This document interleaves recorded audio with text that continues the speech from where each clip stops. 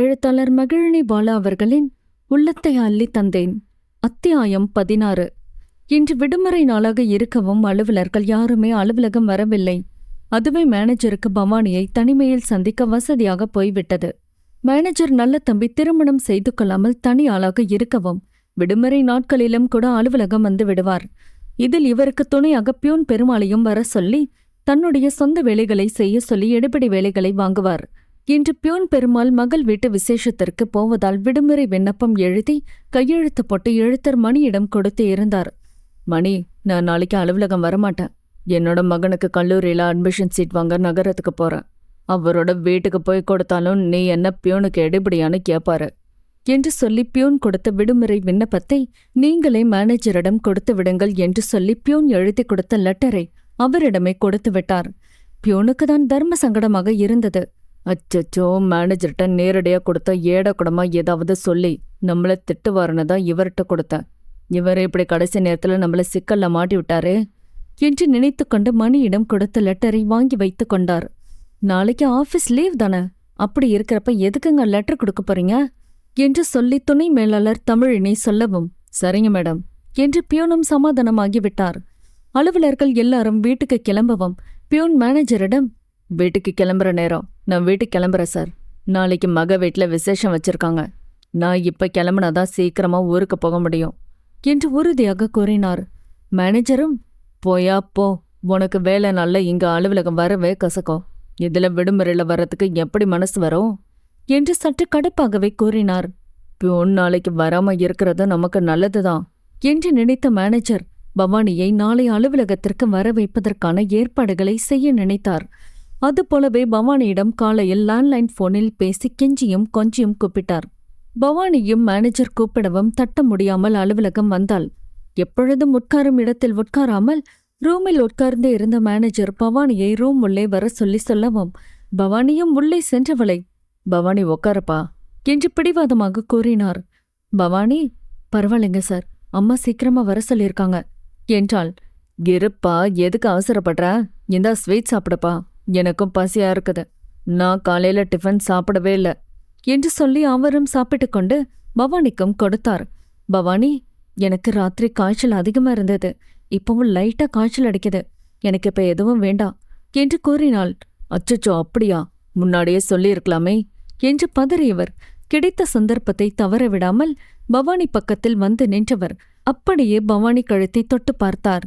பியூனும் தமிழினி மேடமும் எவ்வளவு சொல்லியும் கேட்காமல் மேனேஜருக்கு பயந்து கொண்டு பவானி அலுவலகம் வரவும் பவானிக்கு பயத்துடன் கிளம்பி அலுவலகம் வந்ததில் திரும்பவும் காய்ச்சல் வந்துவிட்டது.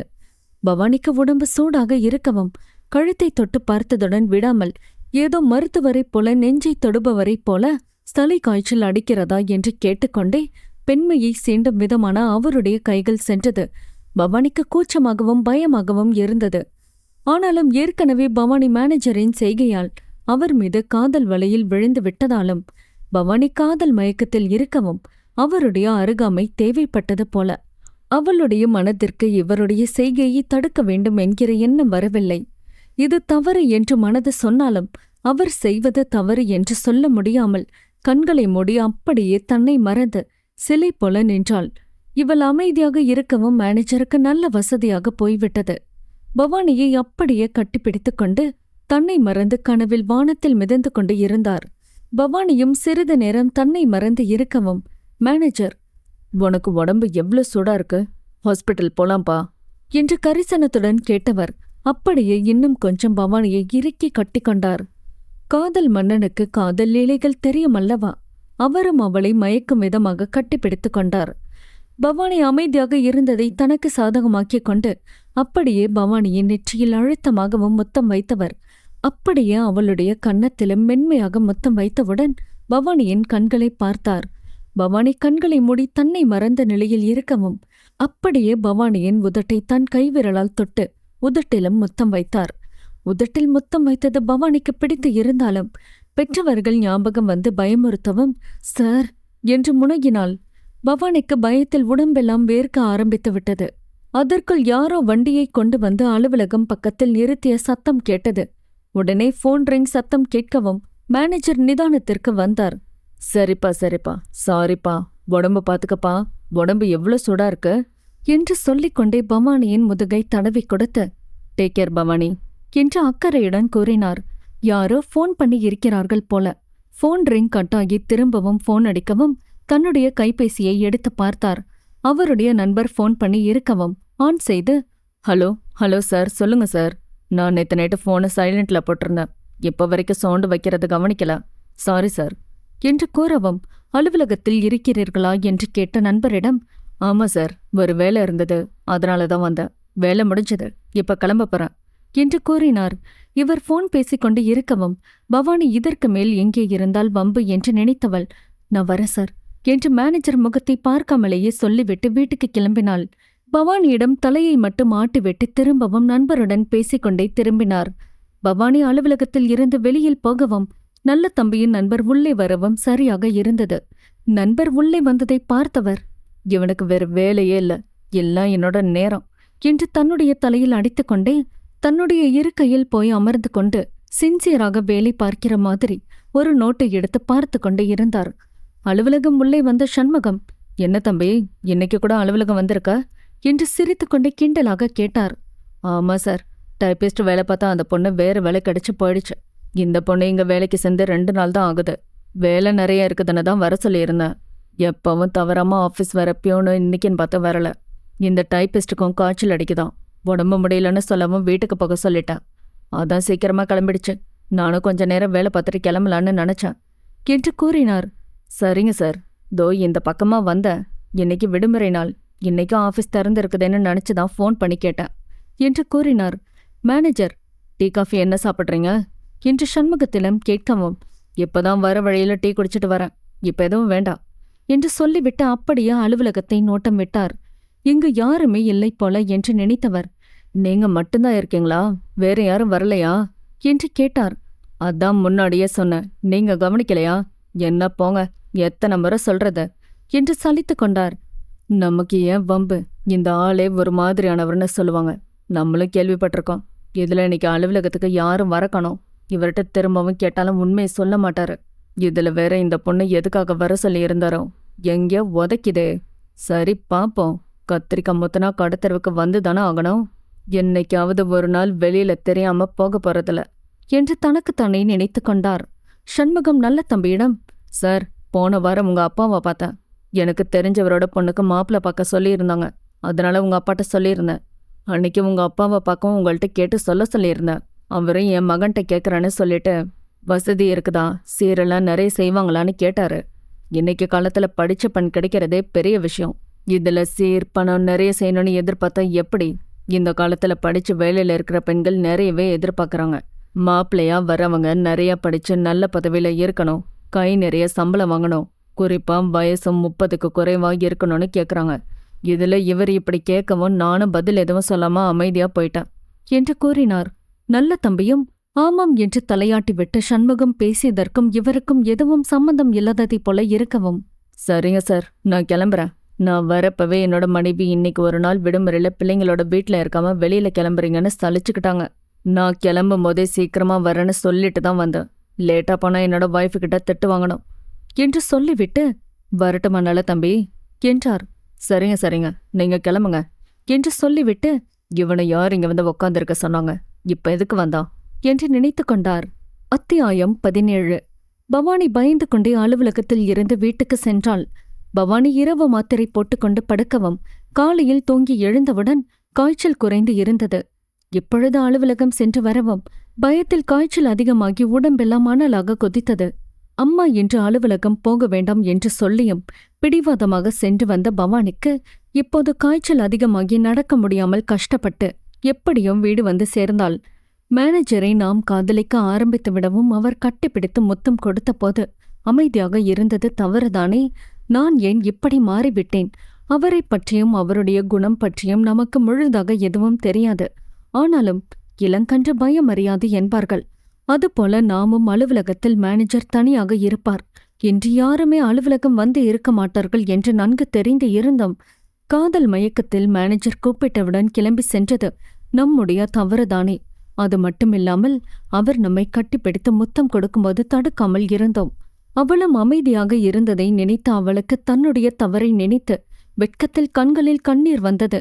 அவருடைய செய்கைக்கு நாமும் உடந்தையாகத்தானே இருந்து இருக்கிறோம் என்று நினைத்து கொண்டே ரோடில் நடந்து வரவும், ரோடு என்று கூட நினைக்காமல் தன்னுடைய செய்கையை நினைத்து தேம்பிக் கொண்டே வரவும் கண்களில் கண்ணீர் வர ஆரம்பித்தது. பவானி ரோட்டில் நடந்து கொண்டே கர்ச்சிஃபால் கண்களை துடைத்துக் கொண்டே வந்தாள். ரோடில் நடந்து போகிற ஒரு சிலர் பவானியை பார்த்து கொண்டே சென்றனர்.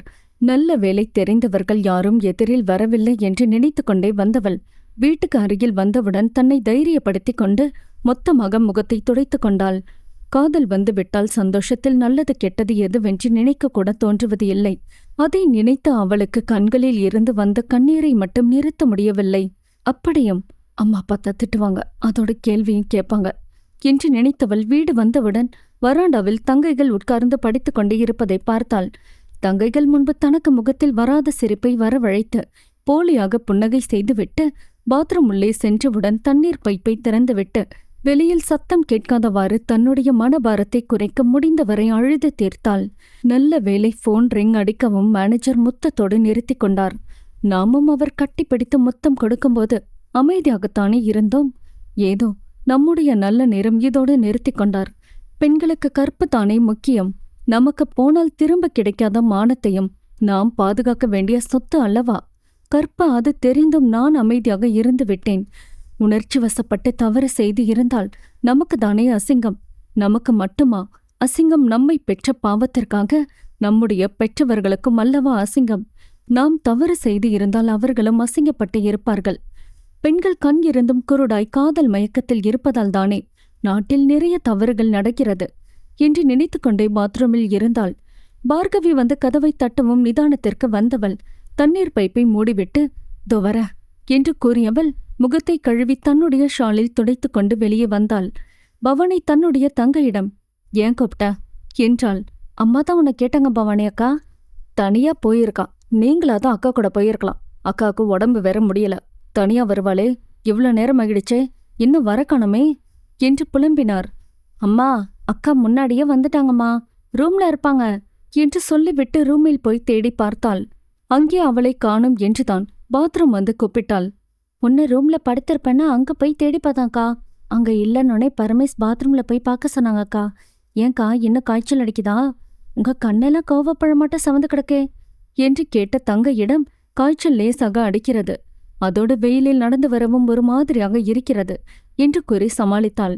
பரமேஷிடமும் அப்படியே சொல்லி சமாளித்துவிட்டு "நான் போய் கொஞ்ச நேரம் ரூம்ல படுத்திருக்கேன்" என்று சொல்லிவிட்டு ரூமில் சென்று படுத்துக்கொண்டாள். போர்வையை போர்த்தி கொண்டு படுத்து இருந்தவளுக்கு அப்பொழுதுதான் அப்பாவின் ஞாபகம் வந்தது. இன்று அலுவலகம் போனது தெரிந்தால் அப்பா என்ன சொல்லுவாரோ என்று நினைக்கவும் பயமாக இருந்தது. பவானி பயத்துடன் போர்வையை போர்த்தி கொண்டு படுத்து இருந்தாள். இந்த நிலையிலும் படுத்தவுடன் தூக்கம் வராமல் கனவுதான் வந்தது. கலர் கலராய் காதல் கனவுகளை கண்டு கொண்டே படுத்து இருந்தாள். மதிய சமையலை செய்து முடித்த அலமேலு "பவானி, சாப்பிடவாமா" என்று தன்னுடைய மகளை சாப்பிட கூப்பிடவும் பவானிக்கு மனது ஒரு நிலையில் இல்லாமல் குழப்பத்தில் இருக்கவும் பசிக்கவும் இல்லை, சாப்பிடவும் பிடிக்கவில்லை. ஆனாலும் அம்மாவிடம் "எனக்கு பசிக்கவில்லை, சாப்பாடு வேண்டாம்" என்று சொல்ல முடியாமல் "சரிம்மா, வர" என்று சொல்லி மெதுவாக எழுந்து உட்கார்ந்தாள். அலமேலுவும் பரமேஸ்வரியும் சாப்பாடு எல்லாம் எடுத்துக்கொண்டு வந்து வைத்தனர். பவானியும் பார்கவியும் கை கழுவி விட்டு வந்து உட்கார்ந்தவுடன் சாப்பாடு போட்டு குழம்பு ஊற்ற போகவும் "பவானி, எனக்கு வாயெல்லாம் கசப்பா இருக்குமா, எனக்கு ரசம் மட்டும் போதுமா" என்று சொன்னாள். "கொஞ்சமா குழம்பு ஊத்தி சாப்பிடுமா, கருவேப்பிலை அரைச்சு விட்டு மிளகு குழம்பு வச்சிருக்கேன், காய்ச்சலுக்கு வாய்க்கு ருசியா நல்லா இருக்கும்" என்று பிடிவாதமாக கூறினார். இன்று பவானிக்கு ரசித்து சாப்பிடுகிற மூடும் இல்லை. ருசிக்காக சாப்பிடுகிற அளவுக்கு உடம்பும் சரியில்லை, மனதும் ஒரு நிலையில் சரியாக இல்லை. அதனால் மிளகு ரசம் மட்டும் ஊற்றி சாப்பிட்டாள். ரசமும் மணமாகத்தான் இருந்தது. பவானி ரச சாதம் மட்டும் வேண்டா வெறுப்பாக சாப்பிட்டு முடித்தவள் போய் படுத்துக் கொண்டாள். அலமேலுவும் மகளுக்கு நேற்று காய்ச்சல் அடித்ததில்தான் இப்படி இருக்கிறாள் என்று நினைத்து கொண்டார். சாப்பிட்டு படுத்தவுடன் பவானி தூங்கிவிட்டாள். வீராசாமி நண்பரின் வீட்டு விசேஷத்திற்கு சென்றவர் வீட்டுக்கு வந்தவுடன் பவானியைத்தான் முதலில் தேடினார். "எங்கம்மா பெரிய பாப்பா காணோம், பாப்பாக்கு காய்ச்சல் சரியாகிடுச்சா?" என்று கேட்டார். உடனே பார்கவி "உங்க செல்ல மக பவானி அக்கா படுத்து தூங்குறாங்க" என்று கூறினாள்.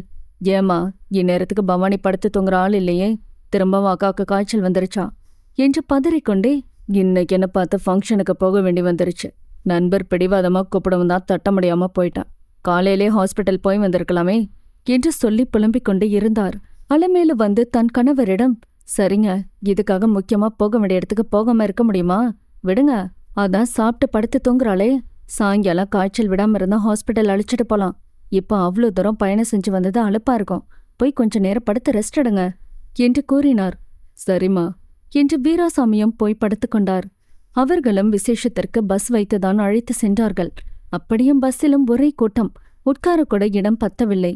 இன்றைய காலங்களில் விசேஷத்திற்கு முக்கியமானவர்களை மட்டும் அழைத்து இருந்தாலும் மக்கள் கூட்டம் அதிகமாகத்தான் இருக்கிறது. அந்த காலங்களில் ஒவ்வொரு வீட்டிலும் பிள்ளைகள் நிறைய இருப்பார்கள். அவர்களுடைய குடும்பத்தில் உள்ளவர்கள் மட்டுமே நிறைய பேர் இருப்பார்கள். ஆனால் இன்றைய காலங்களில் வீட்டுக்கு 1-2 பிள்ளைகள் மட்டுமே இருக்கிறார்கள்.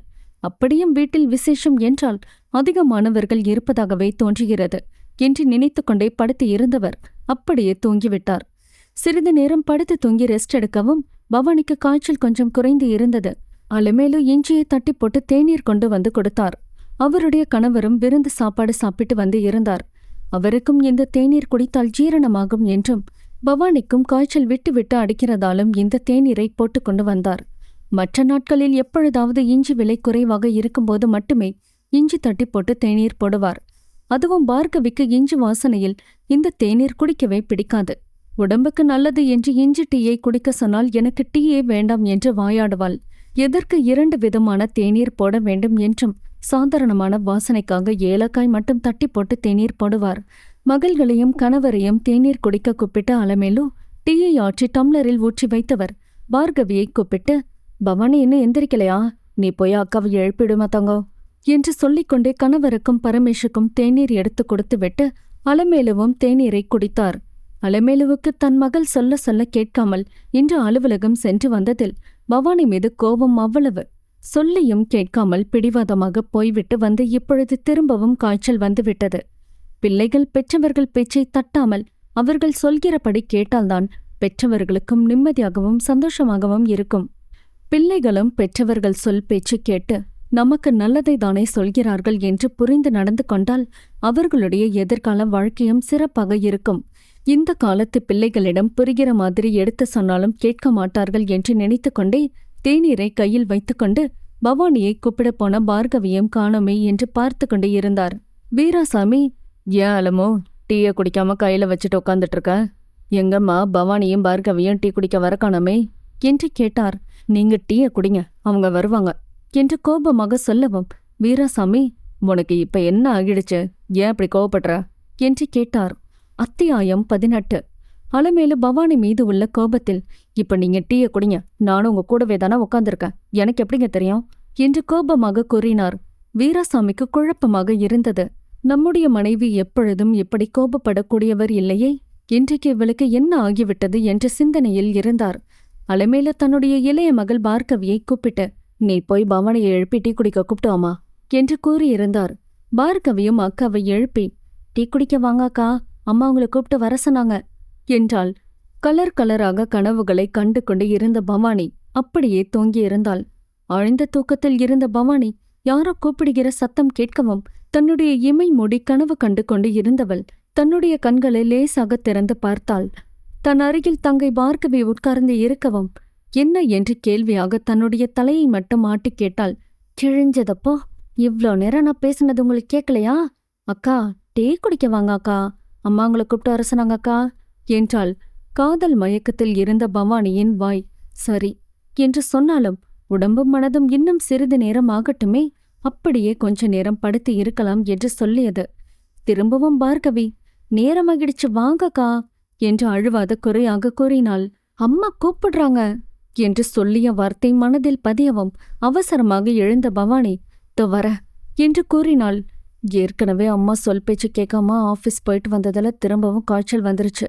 நம்ம அம்மா வேற கோபமா இருக்காங்க, இதுல எப்பவும் லேட்டா போனா திட்டுவாங்க, மதியமே நம்மள்ட்ட சரியா பேசல என்று நினைக்கவும் தங்கையிடம், நீ போய் டீ குடிடா, தோ முகம் கழுவிட்டு வர என்று சொல்லிவிட்டு அவசரமாக எழுந்து முகம் கழுவ சென்றாள்.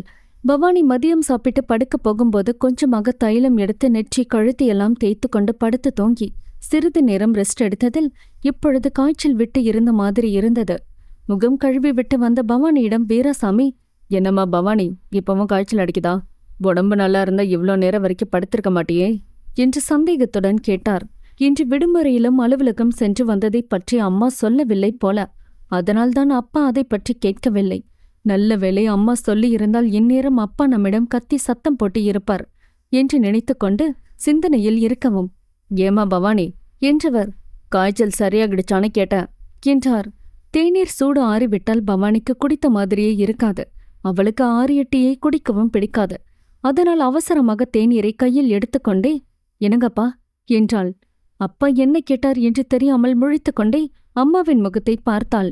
அலைமேல பவானியை பார்த்து முறைக்கவும், அம்மாவுக்கு நம்ம மேல உள்ள கோபம் குறையல போல, அம்மா முகத்துல கோபம் நல்லா தெரியுது என்று நினைத்தவளுக்கு கூடவே பயமும் வந்தது. அதற்குள் வீராசாமி காய்ச்சல் குறைந்து இருக்கிறதா என்று மகளின் கழுத்தை தொட்டு பார்த்தார். பவானிக்கு காய்ச்சல் குறைந்து இருக்கவும் வீராசாமிக்கு மனதுக்கு நிம்மதியாக இருந்தது. பார்கவி டீயை எடுத்து வாயில் வைக்கும்போதே இஞ்சி வாடை அடிக்கவும், வக் என்றாள். இப்ப என்ன ஆகிடுச்சு ஒமட்ற என்று சத்தமாக அலமேலோ அதட்டி கேட்கவும், பார்கவிக்கு அம்மா கோபமாக இருப்பது புரிந்தது. அம்மாவுக்கு கோபம் வராது. அப்படி வந்துவிட்டால் அடி வெளுத்து விடுவார். அப்பாதான் அம்மாவிடம் கோபப்படுவார். என்னம்மா இது பழக்கம்? பெண் பிள்ளைகள் மீது கை வைக்கிற வேலையெல்லாம் வச்சுக்காத. பிள்ளைகள் தப்ப எதுவும் செஞ்சா வாயில பேசி புரிய வைமா என்று சத்தம் போடுவார். ஆகையால் அப்பா இல்லாத நேரங்களில் அவருக்கு தெரியாமல் அடி போட்டு விடுவார். அலுமேலுவும் மகள்களை தேவையில்லாமல் அடிக்க மாட்டார். அப்படி கோபம் வருகிற மாதிரி எதையாவது செய்தாலும் சொல்லிவிட்டாலும் அடி போட்டு விடுவார். அடி உதவுகிற மாதிரி அண்ணன் தம்பிகள் கூட உதவ மாட்டார்கள் என்று சொல்லிக்கொண்டே அடி போடுவார். அதுவும் வாயை வைத்துக்கொண்டு சும்மா இருக்காமல் எதையாவது ஏட்டிக்கு போட்டியாக பேசி அதிகமாக அடி வாங்குவது நான் தான் என்று பார்கவி நினைத்து கொண்டாள். அலமேலு தேநீர் குடித்த பாத்திரங்களை எடுத்துக்கொண்டு உள்ளே சென்றவுடன் பரமேஷ் தங்கையிடம் மெதுவாக, அம்மா கோமா இருக்காங்க, வாயை மூடிட்டு அமைதியா டீய குடி என்று கூறினாள். வாயை மூடிட்டு எப்படி டீ குடிக்க முடியும்? எங்க நீ டீய குடிச்சு காமிக்கா என்றாள். எப்பொழுதும் பரமேஷ் என்று பெயர் சொல்லுபவள் இப்ப மட்டும் என்ன மரியாதையெல்லாம் பெருசா இருக்கு? அங்க பாரு, அம்மா வராங்க, சீக்கிரமா டீய குடி என்று சொல்லிவிட்டு பரமேஷ் பவானி டீ குடித்த டம்ளரையும் வாங்கி சென்றாள்.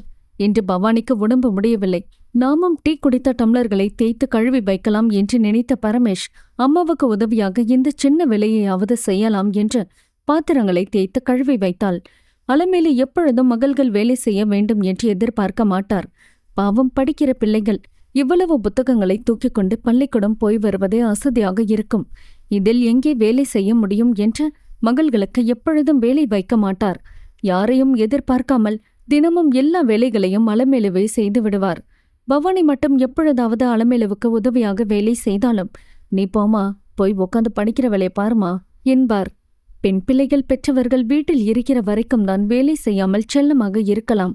உங்களை கட்டி கொடுத்து கணவர் வீட்டுக்கு போன பிறகு என்னைப் போலவே ஓய்வே இல்லாமல் வேலை செய்ய வேண்டியது இருக்கும்.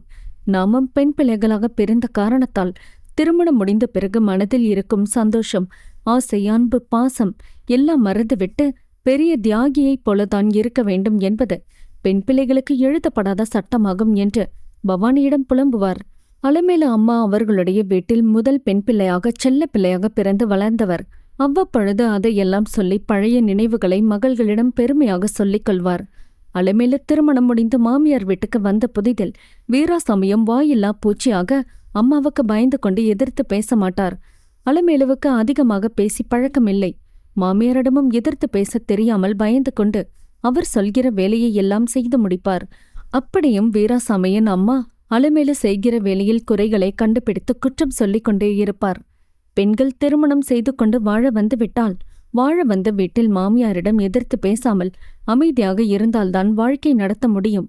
அப்படி அமைதியாக இருக்காமல் எதிர்த்து பேசிவிட்டால் மாமியார் குடும்பம் நம்மை வீட்டை விட்டு துரத்தி விட்டால் பிறந்த வீட்டுக்கு போய் வாழ வெட்டியாகத்தான் வாழ வேண்டும் என்று அலமேலுவின் அத்தை சொல்லி இருக்கிறார். அப்படி அவர்களும் கணவர் வீட்டில் வாழாமல் வந்து விட்டதாகவும் அதனால் உறவினர்களும் தெரிந்தவர்களும் வாழ வெட்டி என்று கிண்டல் செய்தார்கள் என்று சொல்லி கண்ணீர் விட்டு அழுது அலமேலுவிடம் சொல்லி வருத்தப்படுவார். நான் அனுபவித்த கஷ்டங்களையும் அவமானங்களையும் சகித்துக் கொள்ள முடியாமல் அவசரப்பட்டு அம்மா வீட்டுக்கு வந்துவிட்டேன் என்று சொல்லுவார். அவர்களுடைய வாழ்க்கையில் நடந்ததை கேட்டதும் எனக்கும் அவர்களுடைய வாழ்க்கை ஒரு பாடமாக இருக்கவும், மாமியார் அவ்வளவு கஷ்டப்படுத்தியும் பொறுமையாக இருந்ததனால் இப்பொழுது நமக்கும் நல்ல காலம் பிறந்து நாமும் நன்றாக இருக்கிறோம் என்று தன்னுடைய மகள்களிடமும் அலமேலு சொல்லுவார். பவானி மட்டுமே அம்மா வருத்தப்பட்டு கொண்டு பழைய நிகழ்வுகளை சொல்கிற அனைத்தையும் கேட்டுக்கொள்வாள். பவானியும் விவரமாக பெண்ணாக இருக்கவும், ஏம்மா, உங்க அத்தா அவங்க அம்மா வீட்டுக்கு வந்த பிறகு அவங்க பெத்தவங்க அவங்களோட எதிர்கால வாழ்க்கைக்காக அவங்களுக்கு ஒரு நல்ல பையனா பார்த்து மறுமணம் செஞ்சு வச்சிருந்தா அவங்களோட வாழ்க்கை நல்லா இருந்திருக்குமே என்று கேட்டாள். அந்த காலங்களில் சம்பிரதாயங்களை மீற முடியாது. உறவுகளுக்கு பயந்து கொண்டு அப்படி யாருக்கும் மறுமணம் செய்து வைக்கிற துணிவு இல்லை. அலமேலு பவானியிடம், என்னோட அத்திக்கு அப்படி மறுமணம் செஞ்சு வைக்கிறத பத்தி வீட்டுல யாரும் அவங்கள யோசிக்கவே இல்லை. இன்னைக்கு காலங்களில் கணவன் மனைவி இருவருக்கும் பிடிக்கலனா உடனே டைவர்ஸ் செஞ்சுட்டு தங்களுக்கு பிடிச்சவங்கள திரும்பவும் திருமணம் செஞ்சுக்கிறாங்க என்று கூறினார். பவானி, இதுல என்னமா தவறு இருக்கு? பிடிக்காத வாழ்க்கையை விருப்பமில்லாம காலம் புறாம கஷ்டப்பட்டு கண்ணீரோட வாழ்றதை விட இப்படி சுயமா சிந்திச்சு முடிவெடுத்து திருமணம் செஞ்சுக்கிறது நல்லது தானே என்றாள். அப்படி அவங்களோட வாழ்க்கையை அமைச்சுக்கிறது தான் சரி. இப்படி துணிச்சலா வாழ நினைக்கிறவங்கள வரவேற்று அவங்களுக்கு தைரியம் அளிக்கணும் என்று பவானி அம்மாவிடம் கூறுவாள்.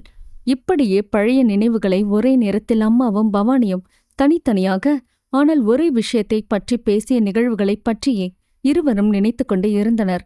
அத்தியாயம் 19.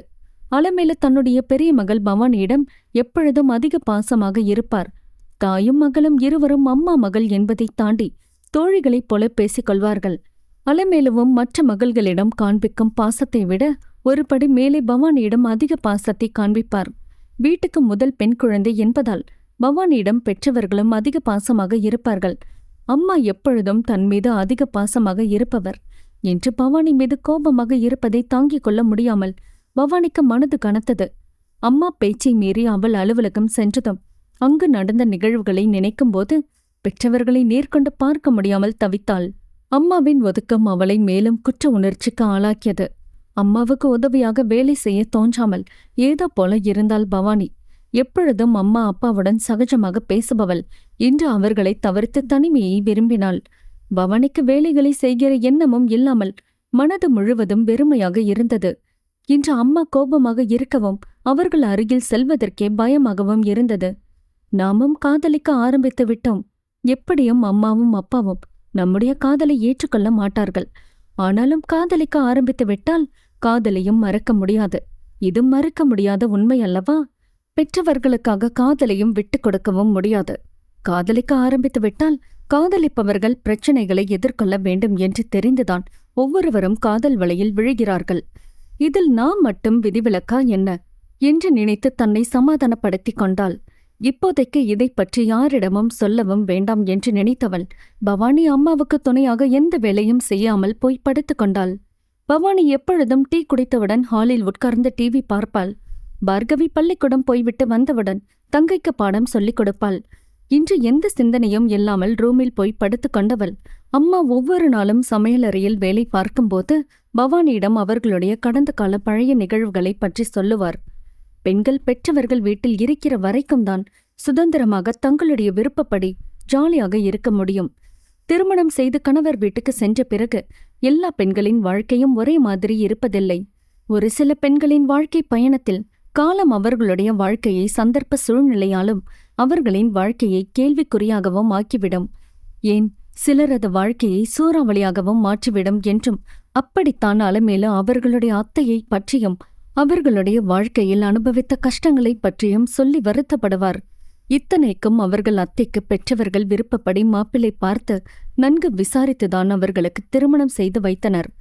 ஏனோ என்று பவானி காதலிக்க ஆரம்பிக்கவும் அம்மா பேசிய பழைய நினைவுகளை எல்லாம் நினைவுக்கு வரவும் அதை நினைத்து கொண்டே படுத்தி இருந்தாள்.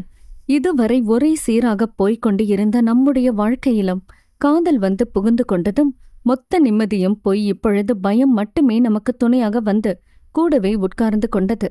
கூடவே காதலுக்காக சந்தர்ப்ப சூழ்நிலையில் பல பொய்களையும் சொல்ல வேண்டி இருக்கிறது என்று நினைத்து கொண்டாள். அம்மா எப்பொழுதும் நமக்கு தோழியைப் போல எல்லா விஷயங்களையும் பற்றி நம்மிடம் பேசுவார். இனிமேல் அப்படி நம்மிடம் சகஜமாக பேசுவாரா என்றால் சந்தேகம்தான். அப்படியே அம்மா நம்மிடம் சகஜமாக பேசினாலும் நாமும் அம்மாவுக்கு உண்மையாக இருப்போமோ என்று கேள்விகளை தனக்குள்ளேயே கேட்டுக்கொண்டே படுத்தியிருந்தாள். அலமேலு தேநீர் குடித்தவுடன் ஏதோ சிந்தனையில் வெளியில் வந்து நின்று கொண்டு இருந்தார். பக்கத்து வீட்டு மேரி கட்டைப்பை ஒன்றை எடுத்துக்கொண்டு வெளியில் வந்தார். அலமேலுவை பார்க்கவும், என்னக்கா, சௌகரியமா என்று கேட்டார். அக்கம் பக்கத்தில் இருப்பவர்களை கூட இப்படி எப்பவாது வெளியில் வரும்போது பார்த்து கொண்டால்தான் உண்டு. அன்றைய காலங்களைப் போல வீட்டுத் திண்ணையில் உட்கார்ந்து யாரும் யாருடனும் பேசுவதற்கு நேரம் இருப்பதில்லை. எனவே அலமேலு மேரியை பார்க்கவும், எனக்கு என்னம்மா, நல்லா இருக்க, நீ வெளியில கிளம்பிட்ட போல, கடைக்கு எதுவும் மளிகை ஜாமான் வாங்க போறியா என்றார். ஆமாக்கா, கடைக்கு போகணும். அப்படியே போற வழியில சந்தையில காய்கறி எல்லாம் வாங்கி வரலான்னு அவசரமா கிளம்புறேன். இருட்டிட்டா காய்கறி லைட் வெளிச்சத்துல நல்லதா பார்த்து வாங்க முடியாது இல்லையா என்றார். ஓ, இன்னைக்கு சந்தை இருப்பதையே மறந்துட்டேன். சரிம்மா மேரி, நானும் வரேன் என்று அவசரமாக முன்னாடி ஹாலில் இருந்த ஒயர்கொடியை எடுத்துக்கொண்டு வெளியில் வந்தவர், அச்சுச்சோ, பணம் எடுக்க மறந்துட்டோமே என்று உள்ளே போய் சமையலறையில் காய்கறி மளிகை சாமான் வாங்க என்று எடுத்து வைத்திருந்த பணத்தை பர்சுடன் எடுத்துக்கொண்டு பரமேஸ்வரியிடம் சொல்லிவிட்டு கிளம்பினார். மேரியுடன் பேசிக்கொண்டே சந்தைக்கு சென்றனர். வீட்டுக்கு பக்கத்தில் மொத்தமாகவும் சில்லறையாகவும் விற்பனை செய்யக்கூடிய காய்கறி மார்க்கெட் உள்ளது. காலையில் போய் பார்த்து வாங்கினால் ஃப்ரெஷ்ஷாக காய்கறிகள் கிடைக்கும். ஆனால் காய்கறிகள் விலை அதிகமாக இருக்கும். இப்படி உழவர் சந்தையில் போய் காய்கறி வாங்கினால் ஃப்ரெஷ்ஷாக கிடைப்பதுடன் விவசாயிகள் தங்களுடைய வயலில் கிடைக்கும் காய்கறிகளை நேரடியாக கொண்டு வந்து விற்பனை செய்வதுடன் அவர்களிடம் வாங்கினால் விலையும் குறைவாக இருக்கும். மார்க்கெட்டில் காய்கறிகளை விற்பனை செய்பவர்கள் விவசாயிகளிடம் குறைந்த விலைக்கு காய்கறிகளை வாங்கி அதிக விலைக்கு விற்பனை செய்வார்கள். சந்தையில் காய்கறி வாங்கினால் விலை குறைவாகவும் கிடைக்கும். இயற்கை முறையில் விளைவித்த காய்கறிகளையும் வாங்க முடியும். மாலை நேரம் இப்படி சிறிது தூரம் நடைபயிற்சியைப் போல நடந்து சென்றாலும் நல்லதாக பார்த்து வாங்கலாம் என்று அலமேலுவும் மேரியும் பேசிக்கொண்டே நடந்தனர். எப்பொழுதாவது இப்படி சந்தைக்கு நடந்து சென்று 2-3 பெண்களுடன் அலமேலு வாரத்திற்கு தேவையான வெங்காயம், தக்காளி, கீரை, காய்கள் என வயலில் இருந்து கொண்டு வந்து விற்பவர்களிடம் போய் வாங்கி வருவதுடன் பழங்களும் வாழைப்பழம், கொய்யாப்பழம், மாம்பழம், மாங்காய் என்று வாங்கி கொண்டு வருவார்கள். அதற்கு வீராசாமிதான் சத்தம் போடுவார். உனக்கே கால் வலி இருக்குதே, இப்ப எதுக்கு பைய தூக்கிட்டு வர என்று சத்தம் போடுவார். வீராசாமி அலமேலுவிடம், என்கிட்ட சொல்லியிருந்தா நான் போய் வாங்கிட்டு வருவேன்ல என்பார். தினமும் நீங்களே சந்தைக்கு போய் காய்களை வாங்கிட்டு வரீங்க. என்னைக்காவது ஒரு நாள் எப்படி அவங்களோட பேசிக்கிட்டே நடந்து போயிட்டு வர்றது மனசுக்கு நிறைவா இருக்கு என்று சொல்லி அலமேலு கணவர் வாயை அடைத்து விடுவார். இன்றைக்கும் சந்தைக்கு போய் காய்களை வாங்கிக் கொண்டு பையை தூக்க முடியாமல் இடுப்பில் வைத்துக்கொண்டே மெல்ல நடந்து வந்தார். மேரியும் பவானி வேலைக்கு போவதைப் பற்றி கேட்டுக்கொண்டே வந்தார். ஏக்கா, பவானிக்கு படிப்பு தான் முடிஞ்சிருச்சே, பவானி பாப்பாக்கு திருமணம் செஞ்சு கொடுக்கலாமே என்று கேட்கவும் அலமேலு, நல்ல இடமா படிச்ச வேலையில இருக்க மாப்பிள்ள அமைஞ்சா திருமணம் செஞ்சு கொடுக்கலாம். அது வரைக்கும் வீட்டுல சும்மா இருக்காம வேலைக்கு போகட்டுமேனு தான் என்னோட கணவருக்கு தெரிஞ்ச வங்கியில அவரோட நண்பர் மூலமா வேலைக்கு சேர்த்து விட்டுருக்காரு என்று கூறினார். சரிங்கக்கா என்று சொல்லி பேசிக்கொண்டே வந்ததில் தூரமாக போய் வந்ததே தெரியவில்லை. வீராசாமி மனைவியை இன்னும் வர காணாமை என்று வீட்டு வாசலில் நின்று கொண்டு இருந்தவர் மனைவியை பார்த்தவுடன், இப்படி வேண்டாத வேலைகளை செய்துட்டு அப்புறமா கையை வலிக்குது காலை வலிக்குதுன்னு புலம்ப வேண்டியது என்று நினைத்து கொண்டே மனைவியின் கண்களை பார்த்து முறைத்தார். அப்படியே அலமேலுவுக்கு அவருடைய பார்வையிலேயே புரிந்து கொண்டார். தன்னுடைய கணவர் நம்மை பற்றி இப்படித்தான் நினைத்து கொண்டுள்ளார் என்று யோசனையுடன் உள்ளே சென்றார். வீராசாமி வெளியில் அமைதியாக எதுவும் பேசாமல் கண்களால் பார்த்து கொண்டே வந்தவர் உள்ளே வந்தவுடன், ஏலமோ, என்கிட்ட சொல்லியிருந்தா நான் வண்டியில போய் காய்களை வாங்கி வந்திருப்பேன்ல, எதுக்கு இவ்ளோ தூரம் நடந்து போயிட்டு வர, உனக்கு தான் கால் வலி இருக்குதே என்று சொல்லிக்கொண்டே பையை வாங்கி வந்து உள்ளே வைத்தார். எனக்கும் ஞாபகம் இல்லைங்க, வெளியில போகவும் பக்கத்து வீட்டு மேரி சந்தைக்கு போறத பார்த்தேன். நீங்களும் வெளியில போயிருக்கவும் நானும் அவளோட கிளம்பி போயிட்டேன்.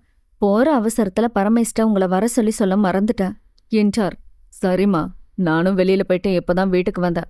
நாளை மறுநாள் கோயிலுக்கு போகணும். அதுக்கு வாடகை கார் வேணும்னு சொல்லிட்டு இப்பதான் வீட்டுக்கு வந்தேன். இப்பெல்லாம் முன்னாடியே போய் வாடகை கார் வேணும்னு புக் செஞ்சாதான் கார் கிடைக்கும். கடைசி நேரத்துல போனா கார் இல்ல, கார் மட்டும் டிரைவர் இல்லைன்னு சொல்லிடுவாங்க. அதான் ஒரு நாள் முன்னாடியே சொல்லிடலான்னு போய் சொல்லிட்டு வந்தேன் என்று கூறினார். ஏங்க, முன்னாடியெல்லாம் பஸ்ல தானே போவோம், அப்படியே பஸ்ல போகலாமே, வாடகை கார் எடுத்துக்கிட்டு போனா செலவு அதிகமாகுமே என்றார். அதுக்கு என்ன, தினமும் குலதெய்வ கோயிலுக்கு போறோம், எப்போதாவது தானே குலதெய்வ கோயிலுக்கு போறோம். இப்ப நமக்கும் வயசாகிடுச்சு, அவ்வளோ தூரம் பஸ்ல ஏறி இறங்கி போக கஷ்டமாவும் இருக்கும். அதுவும் அங்க பஸ்ல போனா வழியில கொஞ்ச தூரம் நடந்து வேற போகணும். அதுவும் வயசு பிள்ளைங்களை அழைச்சிக்கிட்டு அங்க தெரியாத ஊர்ல நடந்து போறது சரியா இருக்காது. காலம் கெட்டு கிடக்குது, நாமளும் காலத்துக்கு ஏற்ப நம்மள மாத்திக்க வேண்டியதுதான் என்று கூறினார். அலமேலுவுக்கும் கணவர் சொல்லியது சரியாகப்பட்டது. சரிங்க, நீங்க சொல்றதும் சரிதான் என்று கூறினார். பவானி தேநீர் குடித்தவுடன் போய் படுத்தவள் சிறிது நேரம் நாம் காதலிப்பது பெற்றவர்களுக்கு தெரிந்தால் என்ன சொல்வார்களோ என்கிற பயத்துடன் படுத்து இருந்தவள் அப்படியே தூங்கிவிட்டாள். தங்கை வந்து பாடத்தில் சந்தேகம் கேட்டபோது, பரமேஷ் கிட்ட கேட்டு படிடா என்று பார்கவியை அனுப்பி வைத்தாள். அப்பாவும் அம்மாவும் பேசிக்கொண்டு இருக்கிற சத்தம் கேட்கவும் கண் விழித்தாள். அத்தியாயம் 20.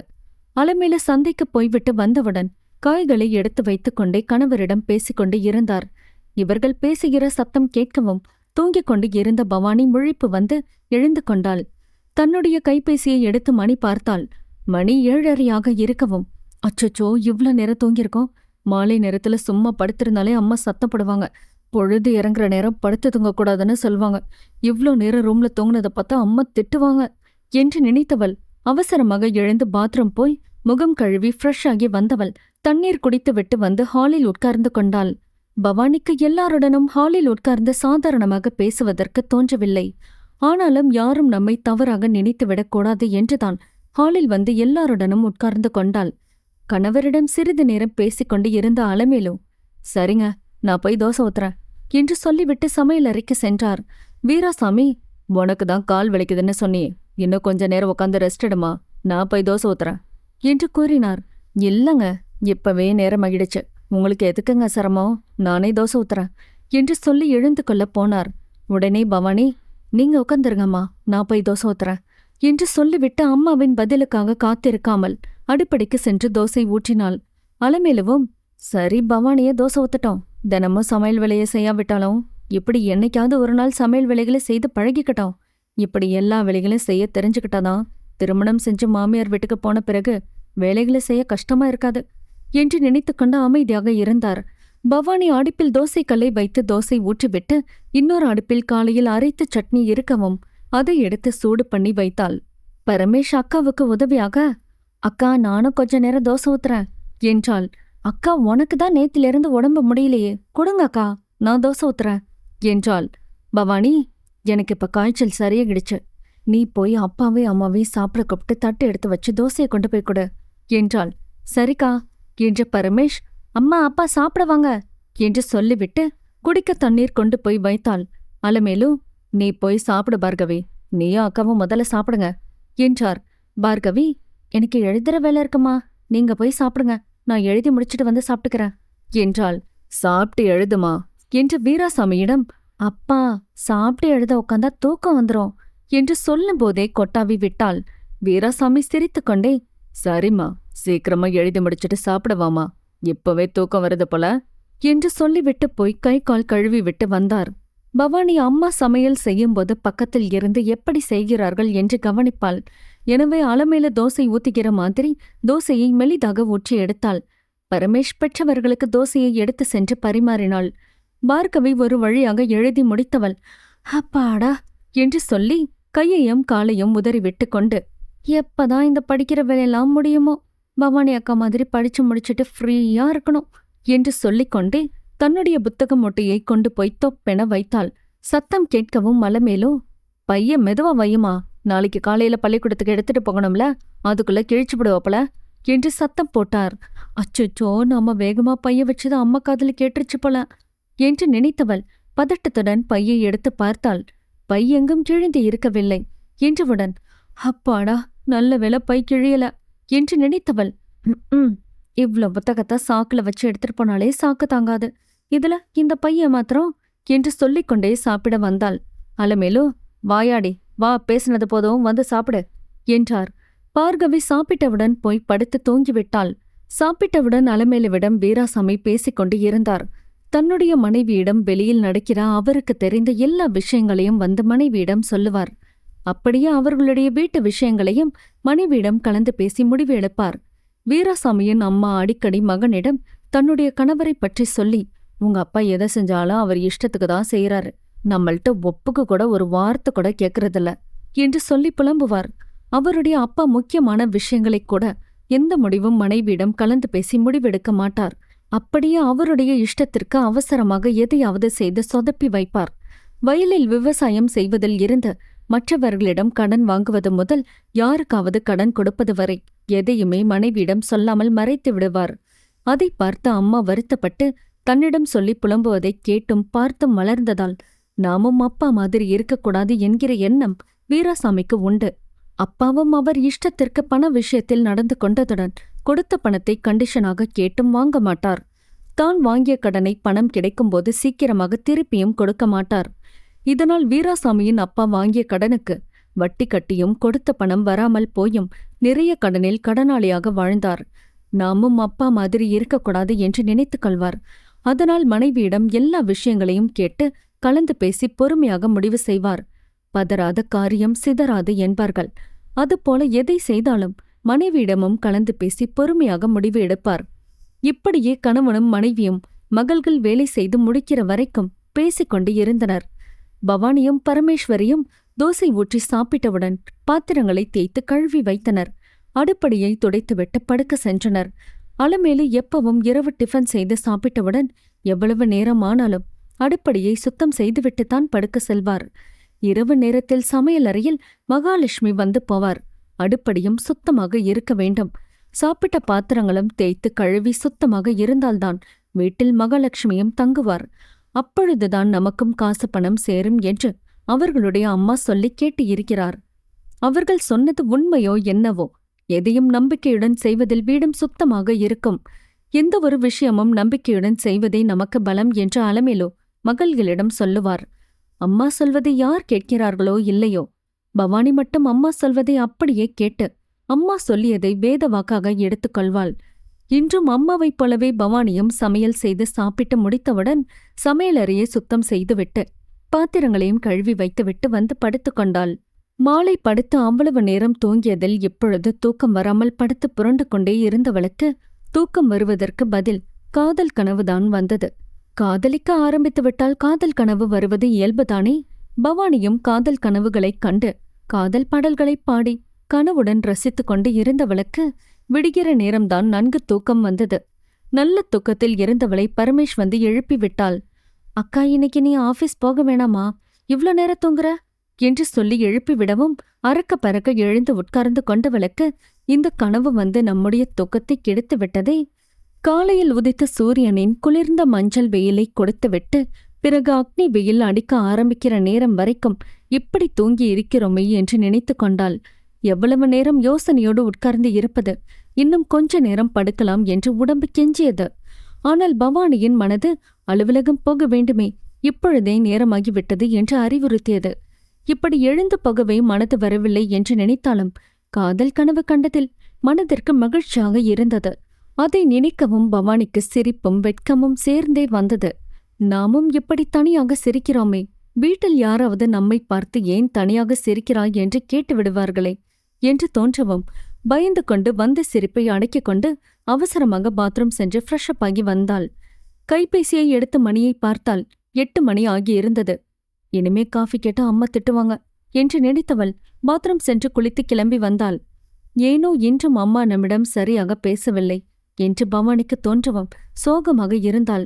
வீராசாமி மகளின் முகத்தை பார்த்தவர், ஏன் பாப்பா, உடம்பு என்ன சரியாகலையா?